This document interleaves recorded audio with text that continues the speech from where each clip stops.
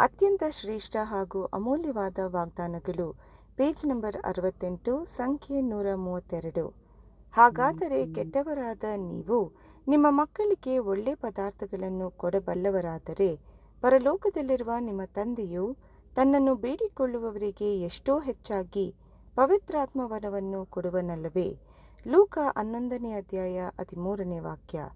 ನಾವು ಅಧಿಕವಾಗಿ ಪವಿತ್ರಾತ್ಮವರವನ್ನು ಕೇಳುವ ಆಸೆಯನ್ನು ಸ್ವರ್ಗೀಯ ತಂದೆಯು ಮೆಚ್ಚುತ್ತಾರೆ.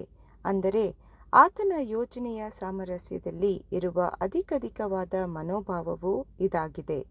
ಮತ್ತು ಈ ರೀತಿ ಆಶಿಸುವವರು, ಹುಡುಕುವವರು ಹಾಗೂ ಬೇಡುವವರು ಅವುಗಳನ್ನು ಹೊಂದುವರು. ಅವರಿಂದಾಗಲಿ ಅಥವಾ ಅವರ ಸುತ್ತಮುತ್ತಲಿನ ವಾತಾವರಣದಿಂದಾಗಲಿ ಅವರ ಮನಸ್ಸಿಗೆ ತಡೆಯಾಗುವಂತಹ ಕಾರ್ಯಗಳನ್ನು ಜಯಿಸುವುದರ ಮೂಲಕ ಆತನ ಸಮೃದ್ಧವಾದ ಪ್ರೀತಿಯ ಆತ್ಮವು ನೆಲೆಸಲು, ಅವರ ಜೀವನದ ಎಲ್ಲ ಕಾರ್ಯಗಳನ್ನು ಈ ರೀತಿಯಾಗಿ ಕ್ರಮಪಡಿಸಲು ತಂದೆಯು ಮೆಚ್ಚುತ್ತಾರೆ. ಹೀಗೆ ಅವರು ಆತ್ಮದಿಂದ ತುಂಬಿರುತ್ತಾರೆ.